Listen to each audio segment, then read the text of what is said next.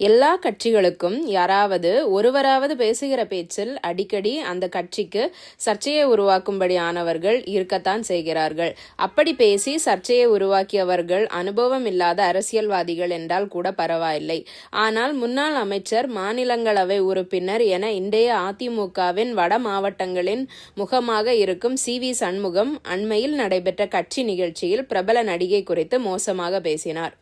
இது பெரும் சர்ச்சையாக மாற திரைத்துறை, அரசியல் துறை என பலரும் அவருக்கு கண்டனங்களை தெரிவித்தனர். சி.வி. சண்முகம் இவ்வாறு சர்ச்சைக்குரிய கருத்துக்களை பொதுவெளியில் பேசுவது என்பது இது முதல் முறையல்ல.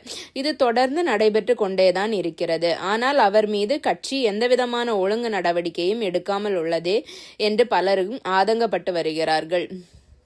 இப்படி இருக்கும்போது நடிகரும் தென்னிந்திய நடிகர் சங்கத்தின் செயலாளருமான விஷால் இந்த விவகாரம் தொடர்பாக வெளியிட்டுள்ள வீடியோ பலரது கவனத்தை ஈர்த்துள்ளது. அதாவது, முன்னாள் அமைச்சர் சி.வி. சண்முகம் அண்மையில் பேசும்போது இந்திய அளவில் புகழ்பெற்ற நடிகை குறித்து மிகவும் மோசமாக பேசினார்.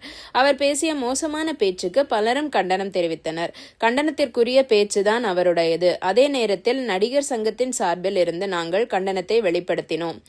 ஒரு மனிதனாக, வாக்காளனாக, சமூக அக்கறை கொண்டவனாக, தென்னிந்திய நடிகர் சங்க செயலாளராக ஒன்று சொல்ல நினைக்கிறேன். நீங்கள் ஒரு நடிகை குறித்து கொச்சையாக பேசியுள்ளீர்கள். அவர் இந்திய அளவில் புகழ்பெற்ற நடிகை, ஒரு குடும்ப தலைவியும் கூட. அப்படி இருக்கும்போது நீங்க கைத்தட்டல் வாங்க ஒரு நடிகையை கொச்சையாக பேசுவீங்களா?